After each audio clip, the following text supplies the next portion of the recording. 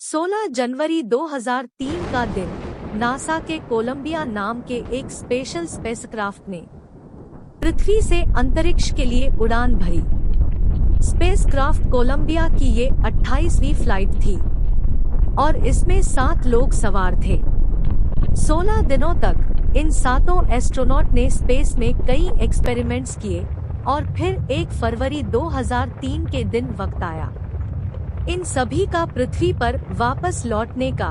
सभी एस्ट्रोनॉट्स बहुत खुश थे। सब कुछ प्लान के हिसाब से चल रहा था। विमान पृथ्वी के वायुमंडल में प्रवेश करने ही वाला था कि अचानक उससे संपर्क टूट गया, पर एक सन्नाटा छा गया। ग्राउंड टीम ने कुछ देर बाद बताया कि कोलंबिया अंतरिक्ष में ब्लास्ट हो गया। और दोस्तों, अगर आपने इस हादसे के बारे में नहीं सुना है तो चौंक जाएंगे ये जानकर कि इन 7 एस्ट्रोनॉट्स में हमारे भारत की कल्पना चावला भी शामिल थी। दोस्तों, इस प्रोजेक्ट में गई एस्ट्रोनॉट्स की टीम और ग्राउंड पर साइंटिस्ट की टीम सब अपनी फील्ड में एक्सपर्ट थे।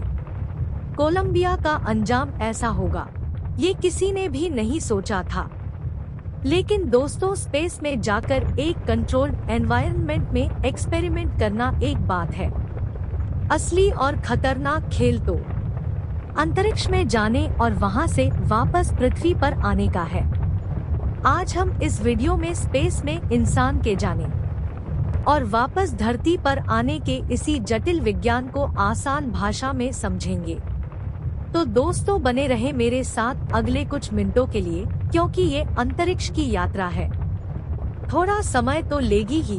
नमस्कार और स्वागत है आप सभी का जय हिंद जीके रिसर्च सेंटर की इस खास वीडियो में। दोस्तों, वैसे तो दिवाली पर रॉकेट की पूंछ पर आग लगाकर उसे दूसरों के घरों में पहुंचाने वाला हर शख्स ये बात जानता है कि रॉकेट ही वो व्हीकल है जिसकी मदद से स्पेस में पहुंचा जाता है। इसके अलावा अंतरिक्ष से जुड़ा जो दूसरा नाम हमें सुनने में आता है वो है स्पेसक्राफ्ट। अब आप कहेंगे कि स्पेसक्राफ्ट को अंतरिक्ष में जाने के लिए बनाया जाता है, तो दोस्तों फिर रॉकेट क्या होता है, या क्या ये दोनों एक ही नहीं है? नहीं दोस्तों, यहाँ कंफ्यूज होने की कोई जरूरत नहीं है।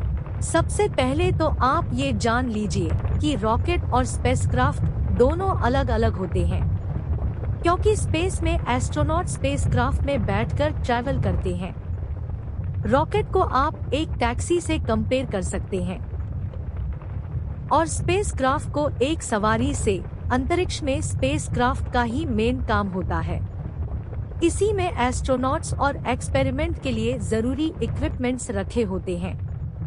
यहाँ समझने वाली बात यह है कि अंतरिक्ष में जाने के लिए रॉकेट और स्पेसक्राफ्ट दोनों जरूरी है, क्योंकि जिस स्पेसक्राफ्ट में अंतरिक्ष यात्री को पृथ्वी से स्पेस में भेजा जाता है उसे रॉकेट के इंजन से ही जोड़ा जाता है और वहीं उसे अंतरिक्ष तक पहुंचाता है।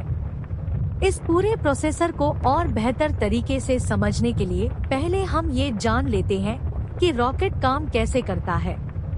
तो दोस्तों, न्यूटन का 3rd लॉस ऑफ मोशन कहता है कि हर एक्शन का इक्वल एंड अपोजिट रिएक्शन होता है। जैसे हम जब जमीन पर बॉल उछालते हैं तब बॉल जिस स्पीड से हमने नीचे मारी होगी उतनी ही स्पीड से वो वापस उछलती है। एक rocket 3rd loss of motion के इसी सिद्धांत पर काम करता है। ढेर सारे फ्यूल के कॉम्बिनेशन से पैदा हुए थ्रस्ट का इस्तेमाल करके ही रॉकेट जमीन से उगता है। यहाँ आप एक और चीज समझ ले कि जैसा कि आप सोचते हैं कि वो लंबा सा गोला कार्यान रॉकेट होता है, तो दोस्तों आपको बता दूं कि हकीकत में रॉकेट सिर्फ एक तरह का इंजन होता है जिसका काम अंतरिक्ष तक अपने पेलोड को पहुंचाना होता है। पेलोड में कुछ भी हो सकता है। एक सैटेलाइट साइंटिफिक इक्विपमेंट से अंतरिक्ष यात्री से लेकर स्पेस प्रोब भी। हवाई जहाज की तरह ही एक रॉकेट को भी काम करने के लिए ईंधन की जरूरत होती है। जब ईंधन जलता है तब उसमें से गर्म गैस निकलने लगती है। अपनी बनावट की वजह से एक रॉकेट इंजन गैसेस को नीचे की तरफ छोड़ने लगता है, जिससे एक थ्रस्ट या फिर धक्का पैदा होता है और रॉकेट हवा में उठने लगता है। दोस्तों, एक रॉकेट और एरोप्लेन के इंजन जिनमें सबसे बड़ा फर्क ये है कि एरोप्लेन को अपने ईंधन को जलाने के लिए हवा में मौजूद ऑक्सीजन की जरूरत होती है। वहीं दूसरी तरफ एक रॉकेट धरती के वायुमंडल के साथ साथ अंतरिक्ष और बेहद कम दबाव वाली जगहों में भी उड़ सकता है। एक रॉकेट इंजन में दो तरह के ईंधन या फिर प्रॉपर लाइंस का इस्तेमाल किया जाता है, लिक्विड प्रोपेलेंट और सॉलिड प्रोपेलेंट। लेकिन खास तौर पर एक स्पेस शटल में लिक्विड फ्यूल का ही इस्तेमाल होता है। मेन रॉकेट इंजन के अलावा इसमें बूस्टर रॉकेट भी लगे होते हैं, जो इसे पृथ्वी की कक्षा से बाहर निकालने में जरूरी एक्स्ट्रा पूछ देते हैं। क्योंकि बूस्टर रॉकेट का इस्तेमाल पृथ्वी की कक्षा के अंदर ही होता है, इनमें सॉलिड प्रॉपर लाइंस का ही इस्तेमाल किया जाता है। फ्यूल खत्म बाद ये मेन रॉकेट इंजन से अपने आप अलग हो जाते हैं और बाकी का रॉकेट अपनी आगे की जर्नी पर निकल जाता है। तो दोस्तों, अब मैं ये समझूंगा कि आप सब रॉकेट क्या होता है, कैसे काम करता है, ये समझ गए होंगे। अब बढ़ते हैं स्पेसक्राफ्ट की तरफ। दोस्तों, स्पेसक्राफ्ट एक हवाई जहाज की तरह ही होता है, जिसके अंदर अंतरिक्ष यात्रियों के रहने, खाने पीने और सोने जैसी तमाम जरूरतों के हिसाब से सारी फैसिलिटीज मौजूद होती है।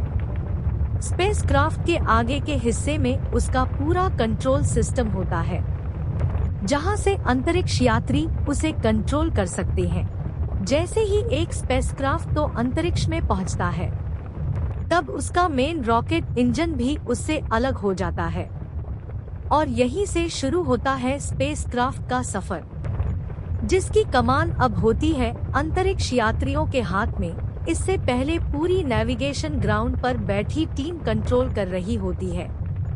अंतरिक्ष यात्री इस स्पेसक्राफ्ट को ठीक उसी तरह से चला सकते हैं जैसे कोई पायलट एरोप्लेन को उड़ाता है।